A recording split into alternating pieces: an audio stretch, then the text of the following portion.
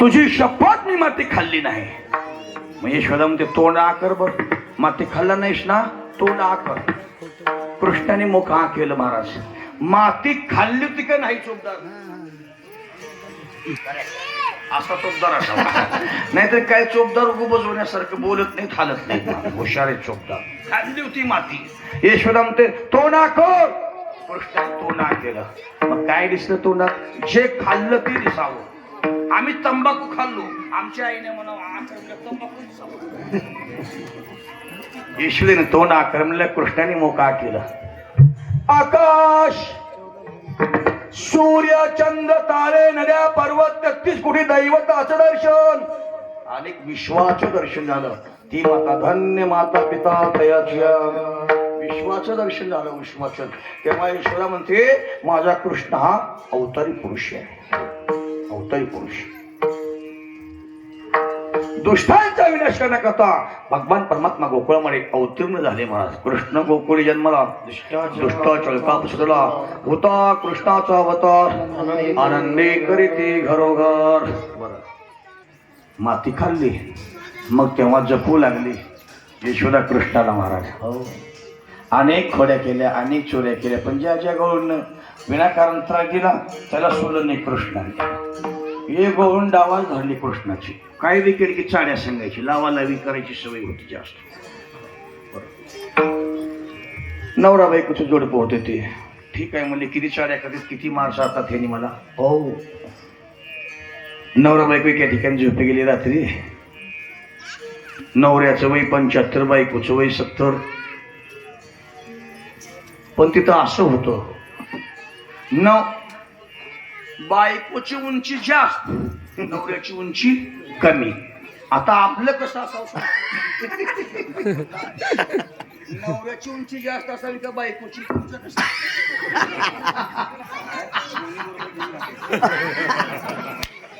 हो, दोन्ही बरोबर पण जमतो. होतं कसं कुठं कुठं तरी येऊ येतो. महाराज दोन्ही बरोबर राहत नाही. अहो देवाला माफ झाले तुमचं, आमचं सोडा. नवऱ्यापेक्षा आता बायको वेगळं आणि पत्नी वेगळं. बघा, बायको म्हणजे नवरा येण्याच्या अगोदर पोट भरून जीवन पांघरून झोपते, त्याचं नाव बायको आहे. आणि पत्नी म्हणजे मालक येऊन जेवण केल्याशिवाय तोंडात पाणी घेत नाही, तिचे नाव पत्नी आहे. तुमचं कसं आहे? तसं गोकुळामध्ये ज्या गवळीने विनाकारण कृष्णाला त्रास दिल्यावर कृष्णाने ठरवलं म्हणजे किती त्रास देते मला, ह्याला चांगली शक्कल घालवावं लागते. बायकोची उंची जास्त होती, पण आपली भारतीय संस्कृती अशी आहे, पतीची उंची 1 इंच 2 इंच जास्त आणि पत्नीची उंची कमी. आपली संस्कृती संस्कारी अशी आहेत महाराज. पण तिथं उलट होतं गोकुळामध्ये, बायकोची उंची जास्त पतीची उंची कमी होती. पण त्याची दाढी होती नवसाची आणि बायकोची वेणी होती जावलाची. मग आले तिथं चोरी केले. शॉर्टकटमध्ये सांगतो, कृष्णाने दाढीची वेणीची गाठ मारली. गाठ मारल्याबरोबर भगवान श्रीकृष्ण चोरी करून निघून गेले. निघून गेल्याबरोबर पाठ झाली, फटफट झालं. पाठ झाल्याबरोबर फटफट झाल्यावर नवऱ्याला जाग आली. उठायला गेलं, दाढीला झोला बसला. ते म्हणला म्हातारपणी असली थट्टा मस्करी करायची तुला अजून सवय आहे का? मस्त होनिया माझी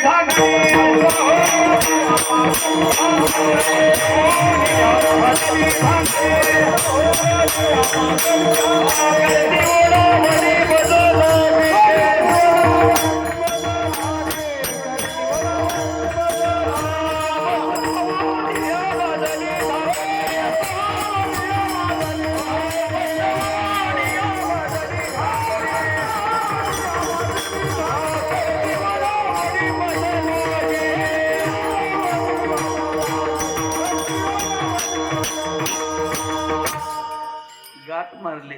उठायला गेला नवरा म्हातारा, दाढीला जोरा बसला. बायकोला रागावून म्हणला, या वयात थट्टा मस्करी तुला अजून सवय आहे का?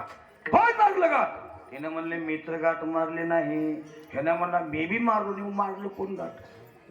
जिने खोड्या केल्या, चोऱ्या केल्या म्हणून तक्रार केली, त्याच्यामुळे कृष्णाने गाठ मारले. त्यांनी संशय व्यक्त केला. म्हणले मारलं सोडो गाठ. सुटेल का गाठ? सुटता सुटे ना. म्हणला कापू. म्हणले इडीने कापू. बायको म्हणली माझ्या जावळाची वेणी आहे, तुला दाढी कोण कापा? ते म्हणलं माझ्या नवसाची दाढी आहे, तुझ्या वेणीकून का. दोघांचं वाद पेटला, भांडणे पेटलं. मग दोघांनी निर्णय घेतला, दोघांच्या सेंटर मधून कापू. कापता कापेना, सुटता सुटेना. म्हणले दिवा ना दिवा जाळू, जळता जळेना. कसा जळलं, कसं कापल आणि कसं सुटल ते. पटपट झालं. गोकुळामध्ये लोक जागे झाले. निवून बघतात तर घरला कडे. मग एकाने घरावरून दार काढलं आणि त्या नवरा बायकोला बाहेर काढलं. आता मला सांगा, लग्नात नवरा पुढे का बायको पुढे असते? नवरा पुढे. मग आता ते गोकुळात कसं हो, दाढीची आणि वेणीची गाठ. पुढे कोण हो? बायको. मग बायकोची उंची जास्त, नवऱ्याची उंची कमी असल्यामुळे ती बायको पुढे जायच्या दाढीला धोला बसतात. सावकाश पुढे केल्या महाराज, अमाप चोऱ्या केल्या भगवान श्रीकृष्णाने. पण किती जरी खोड्या केल्या, चोऱ्या केल्या, क्षणिक राग यायच्या. भगवान परमात्माला पाहिल्याशिवाय चित्ताला समाधान वाटत नव्हतं.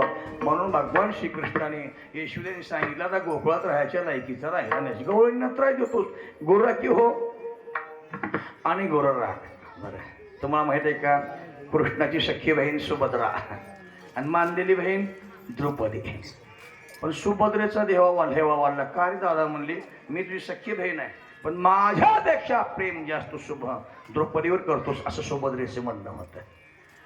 कृष्णाने काय केलं, गोकुळामध्ये एके दिवशी कार्यक्रम ठेवला घरामध्ये. कार्यक्रम ठेवून सांगितलं, सख्या बहिणीचं, मानलेल्या बहिणीचं नातं.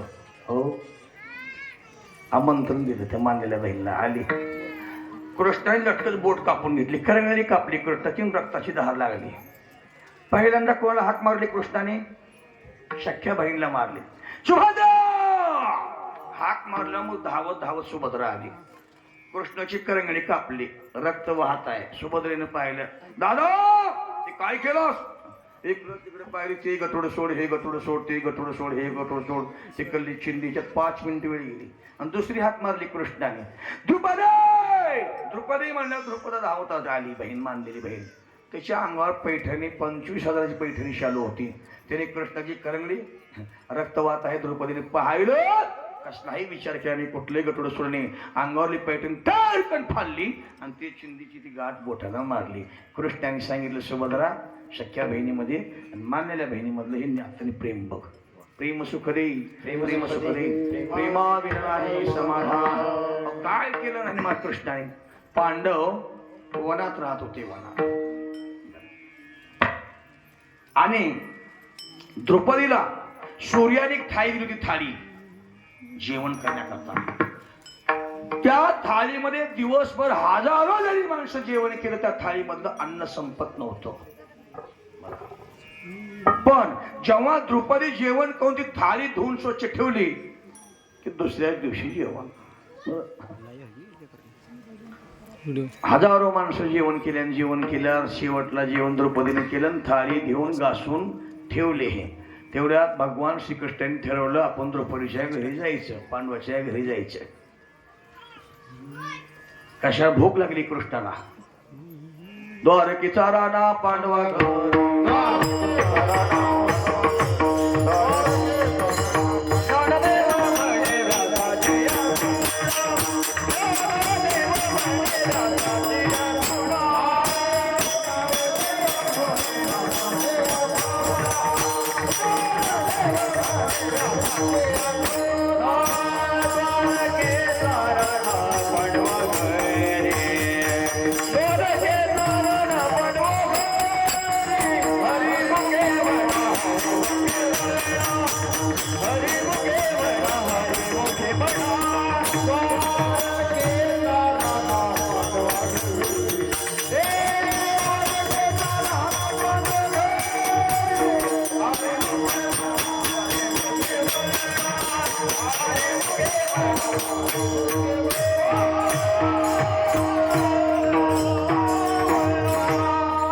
भगवान श्रीकृष्ण परमात्मा द्रौपदीच्या घरी आले.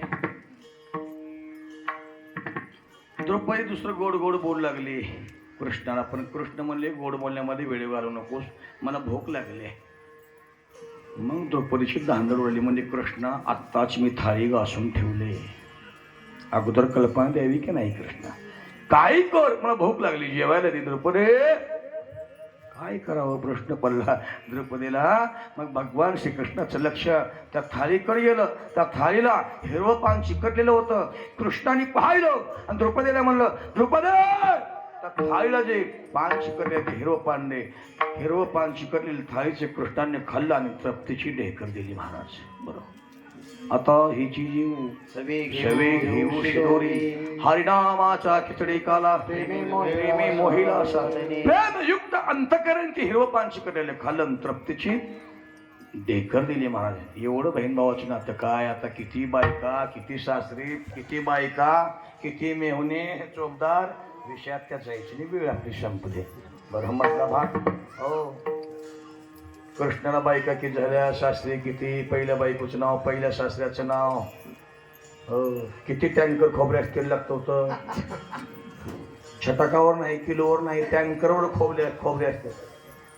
गुरु कोण, संदीपाच्या आश्रमामध्ये काय गेली, गुरु कशी राखली, सगळं झालं. मी यशोदा कंटाळून म्हणले, कृष्णा घरात राहायच्या लायकीचा राहिला नाहीस तू आता, गुरु घे. गुरु राखण्याला आपण कमी समजतो, गुरु राखे म्हणतो. भगवान श्रीकृष्ण देवाने गुरु राखली महाराज. कशा हो गाई, त्या ज्या प्रती म्हशी राखल्या आहे, 10-5 गाई राखल्या का. हो, लक्षावधी 9 लाख गाई राखायच्या. चौंगडी घेऊन तोत्र्या, बोबड्या, वैज्या, वाकड्या सगळ्या सोंगड्याला यावं. मधला भाग आपण सोडून देऊ आणि वृंदावनामध्ये गुरु राखी झाली भगवान श्रीकृष्ण. गुरु राखायला वृंदावनामध्ये जावं, शंकरी घेऊन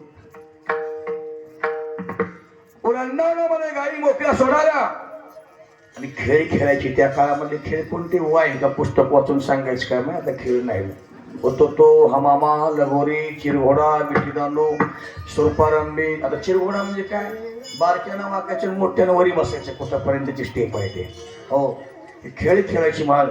आणि खेळ खेळता खेळता गाय 4-4 किलोमीटर लांब जायच्या आणि भोका लागायच्या समोऱ्याला. शिदोऱ्या तशाच राहायच्या. मग पेंद्या तोत्र्या म्हणा, कृष्णा गाई लांब लांब गेल्या, आता गाई वाची होती कोण करणार, चला वळू गाई, चला वळू गाई.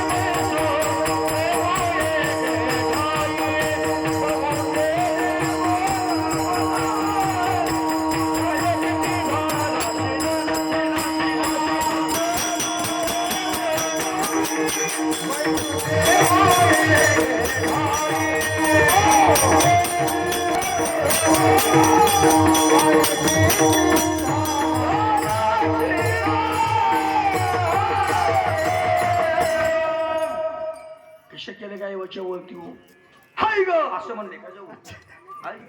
आपण मी दोघं शेतामध्ये गाय राखायला गेलो. तुझी पाळी आहे, तुझी पाळी वळती म्हणतो, तुझी वळती असं चला वळू गाई. कश्मीरी वळती. आम्ही काठी घेऊन पुन्हा शेतामध्ये बांधायला मोड खायला गायचं नाव केलं. हाय ग म्हणतो, काठीने मारतो. अशी वळती नाही केली कृष्णाने. 9 लाख गाई, 9 लाख कशा महाराज तुझ्या मोरालीचे